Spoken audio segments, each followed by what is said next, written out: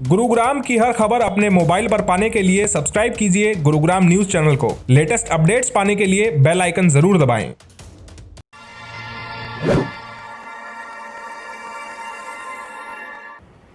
नमस्कार, स्वागत है आपका गुरुग्राम न्यूज में, जहां हम दिखाते हैं खबरें सिर्फ आपके शहर की।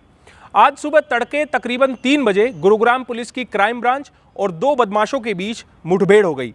इस एनकाउंटर में दोनों बदमाशों को गोलियां लगी, लेकिन एक बदमाश की मौके पर ही मौत हो गई। देखिए हमारे विशेष संवाददाता योगेश कुमार की ये स्पेशल रिपोर्ट। इस वक्त हम बार गुजर के पुलिस नाके पर हैं, जहां सुबह 3:45 बजे के आसपास बदमाशों और क्राइम ब्रांच की टीम में मुठभेड़ हुई। उस मुठभेड़ के दौरान काकरोला निवासी रोहित को गोली लगी, जिसकी अभी इलाज के दौरान जो है मृत्यु हो गई। और दूसरा जो आरोपी है वो मध्य प्रदेश का रहने वाला था, उसको पैर में गोली लगी है, वो घायल अवस्था में है, अभी उसको अस्पताल में एडमिट कराया गया है।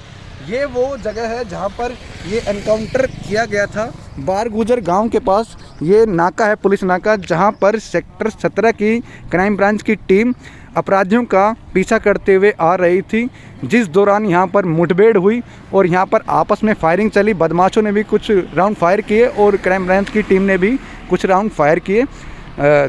उस दौरान जो है काकरोला निवासी रोहित को गोली लगी और इलाज के दौरान उसकी मृत्यु हो गई। जो रोहित और जो ये दूसरा अपराधी है, ये कौशल गैंग के बताए जा रहे हैं।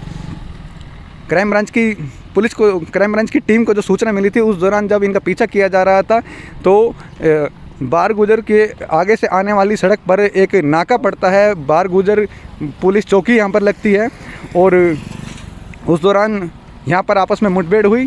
पहले नाके पर बदमाशों की गाड़ी टकराई। गाड़ी टकराने के बाद वो बदमाश जो है गाड़ी से निकलने की कोशिश कर रहे थे, जिस दौरान जो है आपस में फायरिंग की गई और जो दो गोली है वो रोहित को जाकर लगी, जिसके बताया जा रहा है कि अब मृत्यु हो चुकी है। मौके पर पुलिस के आला अधिकारी व जिला प्रशासन की टीम मौजूद है। और आपको बताना चाहूँगा कि एसडीएम जो है यहाँ पर जिला प्रशासन के, वो यहाँ पर मौजूद हैं और मौके का मुआयना कर रहे हैं। तमाम जहाँ पे स्पॉट मिले हैं, जो खोल मिले हैं, वहाँ पर मार्किंग की गई है। जहाँ पे खून के निशान हैं वहाँ पर मार्किंग की जा रही है। और अब ये जो रिपोर्ट तैयार की जा रही है कि जो ये वारदात हुई है ये किस तरह से हुई थी। बताया जा रहा है कि तकरीबन सुबह 3:45 बजे के आसपास की ये वारदात है, जिस दौरान आपसी मुठभेड़ के दौरान इन 2 बदमाशों को घेरा जा रहा था, लेकिन इन्होंने भागने की कोशिश की। नाके पर इनकी जो है गाड़ी टकराई नाके से और जिसके बाद इन्होंने गाड़ी से निकल के भागने की कोशिश की थी और उस दौरान जो है आपस में फायरिंग की गई थी, जिसमें क्राइम ब्रांच की टीम ने भी इनको जवाबी फायरिंग की थी, जिसके दौरान रोहित को भी गोली लगी और जो दूसरा आरोपी है उसको भी गोली लगी। तमाम पुलिस के आला अधिकारी यहाँ पर मौजूद हैं और मौके का मुआयना कर रहे हैं और कहाँ जो है उनकी मूवमेंट रही थी उस दौरान, उस मूवमेंट का जायज़ा लिया जा रहा है। और ये देखा जा रहा है कि क्या कुछ और सबूत हैं जो यहाँ से मिले हैं, क्या कोई और सामान यहाँ से बरामद किया जा सकता है, उनके पास कोई सामान था।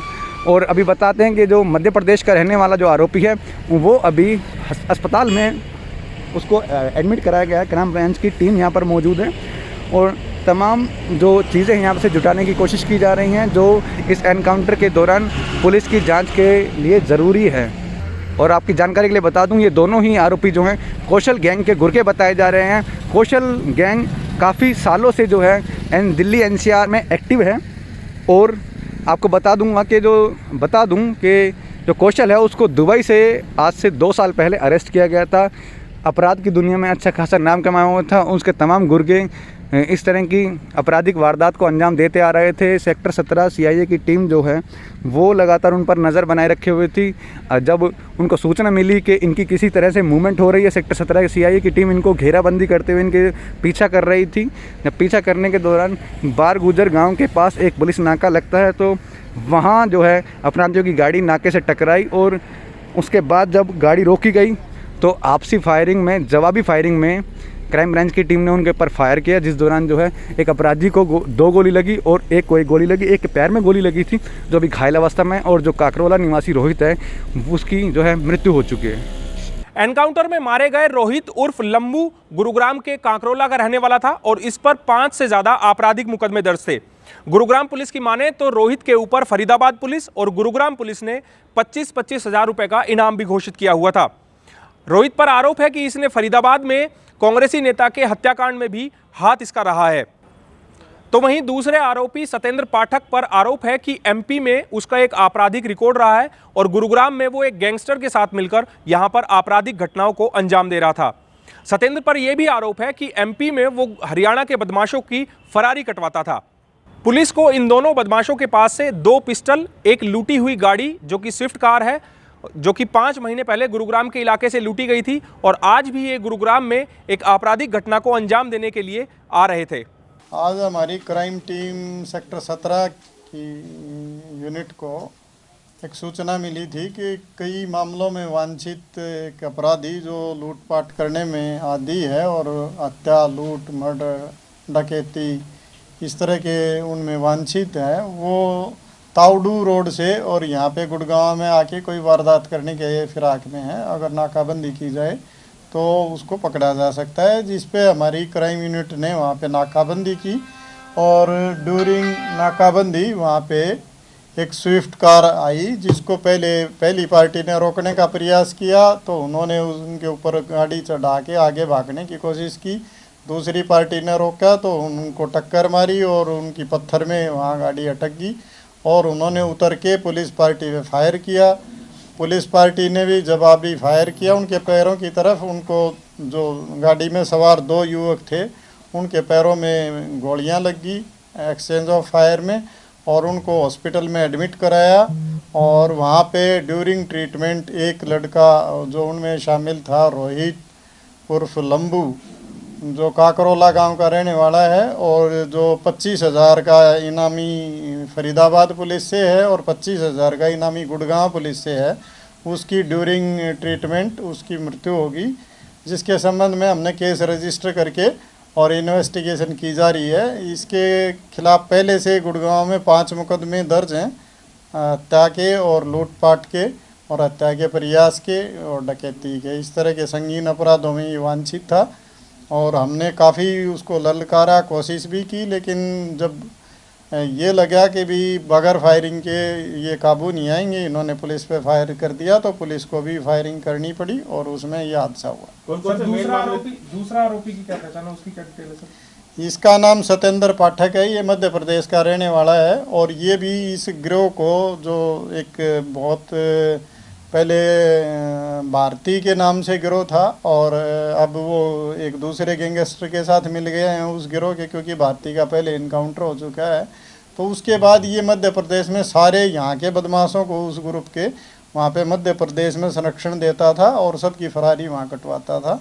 इसके बाकी क्रिमिनल रिकॉर्ड के बारे में भी हम एमपी से संपर्क में, वहाँ से पता किया जा रहा है और उसकी इलाज के दौरान अभी उसकी स्थिति सामान्य है। सर कितने फायर हुए हैं दोनों तरफ से, कुछ जानकारी मिल रही है? दोनों तरफ से लगभग 5 के करीब फायर हुए हैं, लगभग मिला के 10 फायर के करीब वहाँ पे हुए हैं और इनमें से 2 आदमी इंजर्ड हुए। सर रोहित को कितनी गोलियां लगी हैं? 2 गोलियां रोहित को लगी थी, पैर में, दोनों पैरों में गोलियां लगी थी उसको और उसकी फिर इलाज के दौरान मृत्यु। पुलिस पे भी उन्होंने फायर किया। पुलिस की जो बुलेट प्रूफ जैकेट उन्होंने पहन रखी थी उस पे छाती में वो गोली लगी, लेकिन बुलेट प्रूफ जैकेट के कारण पुलिस कर्मचारी घायल होने से बच गए। जो मृतक था सर, ये क्या विकास चौधरी मर्डर केस में शामिल था? बिल्कुल, ये विकास चौधरी मर्डर में भी शामिल था और यहाँ के भी कुछ और एक मर्डर और कुछ और वारदातों में, जो पटौदी में पीछे गाड़ी छीनी थी जिसमें गोली चलाई थी, उसी गाड़ी में ये सवार थे, वो गाड़ी भी इनसे बरामद हुई है। तो इस तरह की बहुत सारी वारदातों में शामिल रहा है और यहाँ से भी इस पे इनाम था और वहाँ जो विकास चौधरी का मर्डर है उसमें भी 25,000 का इनाम है। कौशल के साथ क्या कुछ रिलेशन है सर इन दोनों बदमाशों का? हाँ, ये उसके लिए भी अब काम कर रहे थे। पहले वो भारती के साथ थे और अब उसके साथ मिलके काम कर रहे थे। पुलिस की माने तो रोहित को 2 गोलियां पैरों में लगी थी जिसकी वजह से उसकी मौत हो गई और सतेंद्र को भी 1 गोली पैर में लगी है जिसको इलाज के लिए अब दिल्ली के सफदरजंग अस्पताल में रेफर कर दिया है। आपको हमारी खबर कैसी लगी हमें कमेंट करके जरूर बताएं। साथ ही साथ आप इस खबर को शेयर भी कर दीजिएगा ताकि ज़्यादा से ज़्यादा लोगों के पास सही जानकारी सही समय पर पहुंच पाए। नमस्कार।